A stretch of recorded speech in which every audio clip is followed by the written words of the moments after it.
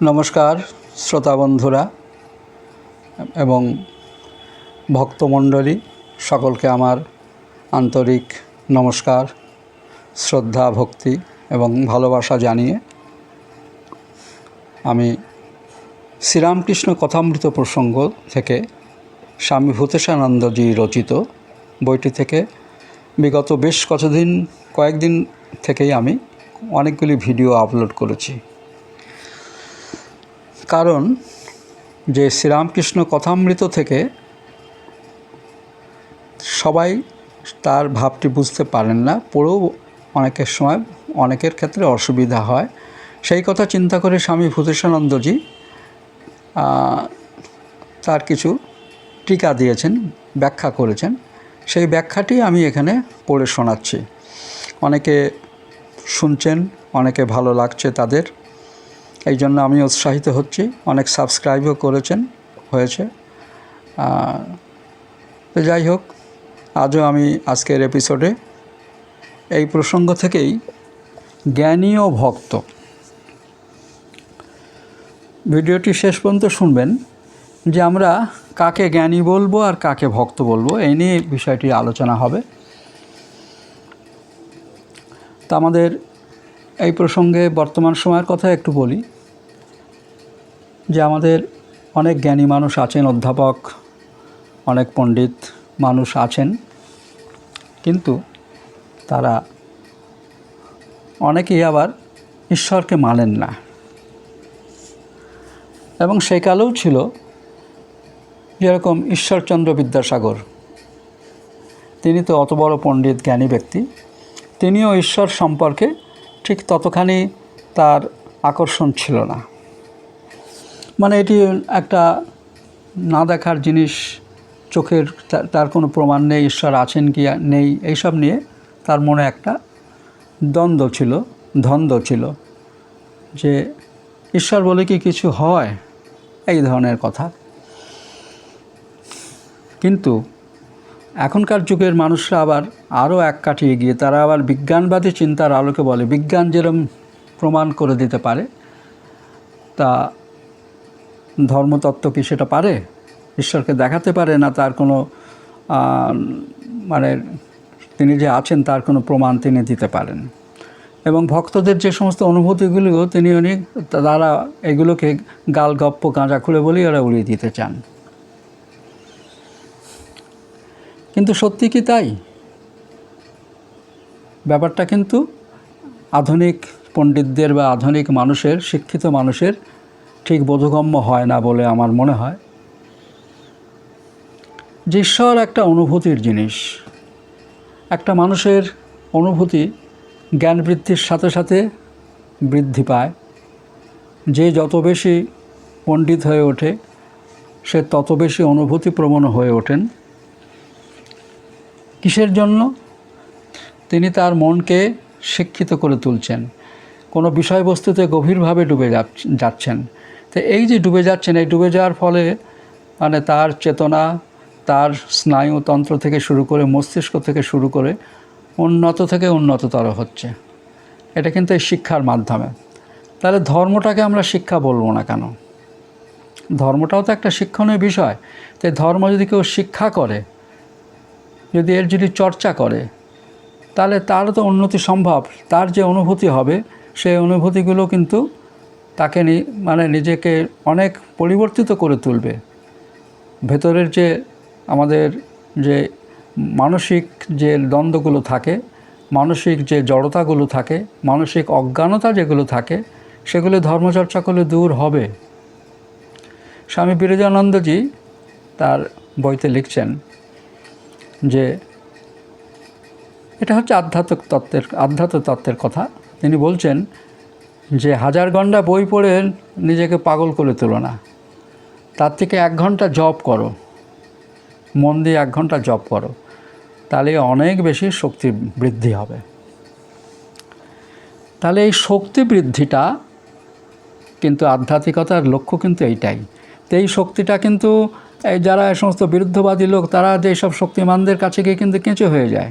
কিন্তু খাতায় কলমে লেখালেখিতে তারা এই সমস্তগুলো মানে জিঘাংসা প্রকাশ করে, ঈশ্বর সম্বন্ধে জিঘাংসা প্রকাশ করে।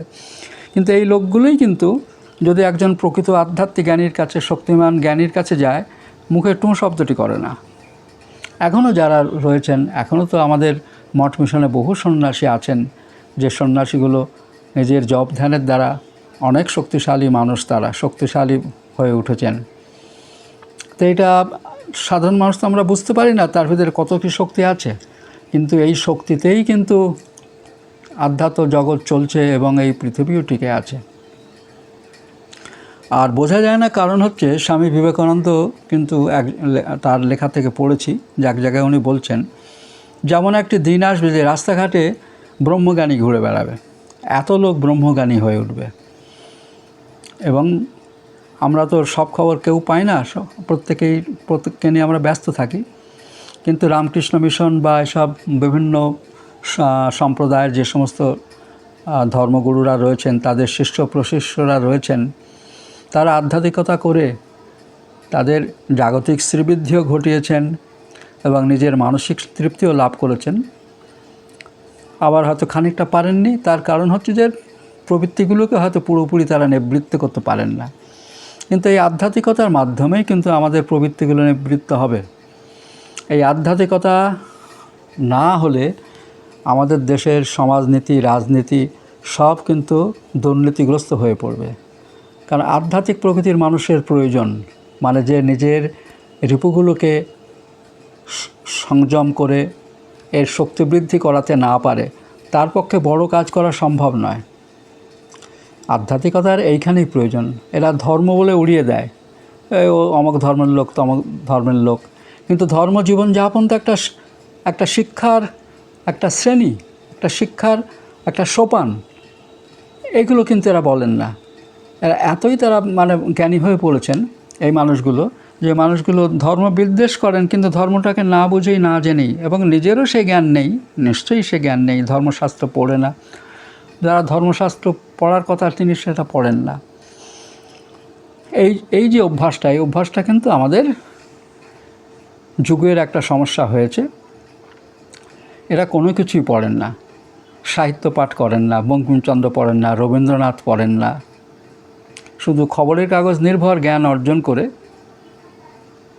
আর যারা মহাপণ্ডিত, বিভিন্ন শাস্ত্রের পুরুষরা রয়েছেন, তাদের মধ্যেও কিন্তু একটা পাশ্চাত্য মনোভাব, পাশ্চাত্য মনীষীদের যে প্রভাব, সে প্রভাব লক্ষ্য করা যায়। এবং এরা তাতে খুব নিজেকে গর্বিত বোধ করে এবং নিজেকে খুব মানে শ্লাঘনীয় বলে গড়ে তুলতে চায় যে আমি হেগেলের দর্শনের অনুরাগী, ফ্রয়েডের দর্শনের অনুরাগী।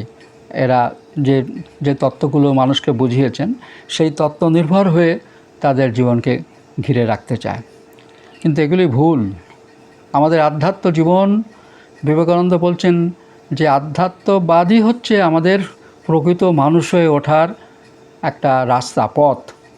আধ্যাত্মবাদের চর্চা করেই কিন্তু আমরা মানুষ হয়ে উঠতে পারবো, এবং মানুষ থেকে মানুষ হতে হবে। কারণ আমরা মানুষ হয়ে জন্মগ্রহণ করি, কিন্তু প্রকৃত মানুষ হয়ে উঠতে কিন্তু একটি চর্চা লাগে। পড়াশোনার মতনই কিন্তু একটা চর্চা, সাধনা, যেটা আগেকার ভাষায় সাধনা বলতে লাগে। রবীন্দ্রনাথ এখানে একটি সুন্দর কথা বলেছেন যে একটি ছাগল বা কুকুর বা বিড়াল হয়ে জন্মগ্রহণ করে এবং সে সারা জীবন বিড়ালই থাকে। কিন্তু একটি মানুষ জন্মগ্রহণ করলে তাকে মানুষ হয়ে উঠতে প্রচুর সাধনা করতে হয়। মানে জন্মগ্রহণ করলে আর সারা জীবনই সে মানুষ থাকবে এমন কথা যায় না। সে একটা জন্তুও হয়ে যেতে পারে, আবার দেবতাও হয়ে উঠতে পারে। তো এইগুলো কিসের ফলে হয়? কিসের ফলে হয়? এগুলো এই জীবন চর্চার ফলে, এবং এটা আধ্যাত্মিক সাধনা। আধ্যাত্মিক সাধনা না থাকলে, আধ্যাত্মিক সাধনা যদি সে করে, তাহলে আমাদের যে রিপুগুলি রয়েছে সেই রিপুগুলো প্রশমিত হয়। ছোটোবেলা থেকে তার রিপুগুলোকে যদি প্রশমিত করা হয়, আমাদের যে ব্রহ্মচর্য বলে যে এটা ছিল অধ্যায়, আমাদের প্রাচীন ভারতে ছিল ব্রহ্মচর্য যে পর্যায়টা ছিল, তো এই ব্রহ্মচর্যের চর্চার সময় কিন্তু তার রিপুগুলো সংযমিত হয়। তো এই সংযমিত যদি না হয়, তাহলে সে একটা খুনে ডাকাত হতে পারে, সে একটা চোর হতে পারে, গুন্ডা হতে পারে, বদমাইশ হতে পারে, একটা মিথ্যা রাজনীতিবিদ হতে পারে, ওয়াগান বেকার হতে পারে, এই ধরনের কত রকম তকমা তাদের দেয়া যায়। তা মূল কারণ কিন্তু এইটি, দারিদ্রতা নয়। বেশিরভাগই দেখা যায় যে হয়তো দরিদ্র ছিল, খুনে ডাকাত হয়ে গেছে, এরকম ঘটনা খুবই কম। দরিদ্ররা সৎই থাকে, তারা সারা জীবন দরিদ্র থাকে, কিন্তু বেশিরভাগই সৎ থাকে। কিন্তু বিবেকানন্দ বলছে শুধু সৎ থাকলে হবে না, তাকে কর্মী হতে হবে, পরিশ্রম করতে হবে। তো এই পরিশ্রম সাধনা কিন্তু করতে হবে তাকে আধ্যাত্মিকতা নিয়ে, ঈশ্বরের প্রতি অনুরাগী হয়ে। সাধনার পথের যে সমস্ত পাঠগুলো রয়েছে, সে পাঠগুলো তাকে নিতে হবে, তাহলে একটা মানুষ পরিণত মানুষ হয়ে উঠতে পারবে। এটা কিন্তু শুধু আমার কথা নয়, আমি তো পড়ে শুনে আমি তো এই বোধে আমি পৌঁছেছি, কিন্তু তারা কেন পারছেন না আমি জানি না। এটা কিন্তু নাস্তিকতার কোনো জায়গাই নেই। নাস্তিক আবার কি, মানে সে তো অনেক কিছু জানি না বলে সেটা নাস্তিক হতে পারে। অনেক কিছু হয়তো আমরা জানি না, আমরা কি সব কিছু জানতে পারি? তো ঈশ্বরকে না জেনেই আমি নাস্তিক হয়ে যাব, আর জানলেই আস্তিক হয়ে যাব তা তো না। মানলেই যে আমি আস্তিক হব তা নয়। কাজে মানতে গেলে তো আমাকে সঠিক পথে চলতে হবে, তবেই তো আমি আস্তিক হব। সেই রাস্তায় চলতে হবে। আমি ঈশ্বর মানি বললে তো আমি আস্তিক হয়ে গেলাম না। তাই মানারও আমাদের যে অধ্যায়গুলো রয়েছে, পরপর যে একটা সিঁড়ি রয়েছে, এই সিঁড়িগুলো কিন্তু সাধনার দ্বারা আমাদের অর্জন করতে হবে, চর্চা করে যেতে হবে। চর্চা অভ্যাস যোগ, গীতায় যেটা বলছে অভ্যাস যোগ। এই অভ্যাস যোগে আমরা যদি কোনো কিছু অভ্যাস করি, ধরুন একটা মন্ত্র হয়তো আমরা অভ্যাস করি, সাধনার পথে যেটা দেওয়া হয়, এই মন্ত্র অভ্যাসে মন্ত্র শক্তিটা এমন হয়ে ওঠে তাকে অসাধারণ শক্তিশালী করে তুলতে পারে। কেননা এই মন্ত্রটা কিন্তু মনকে নিয়ন্ত্রণ করছে। মন্ত্র মানে হচ্ছে মনকে নিয়ন্ত্রণ করছে। মনের যে চপল গতি, মনের যে চঞ্চল গতি, সেই চঞ্চল গতিকে নিয়ন্ত্রণ করার জন্যই কিন্তু দীক্ষা দেন, মন্ত্র দেন, মন্ত্র। তাই মন্ত্রপাঠ আমাদের আর কিছু না করুক, মনকে নিয়ন্ত্রণ করে। তাহলে মনকে যদি নিয়ন্ত্রণ হয়, তাহলে আমি বিচার বোধগুলো আমাদের জাগ্রত হয়ে উঠবে। ভুল লোভে আমরা ভুল পথে চলব না। তো এটাই তো সাধনা, এটাই তো আধ্যাত্মিকতা। আধ্যাত্মিকতা মানে আমি যদি শিব দুর্গা কালীকে নাও মানি, তাতে কিচ্ছু যায় আসে না।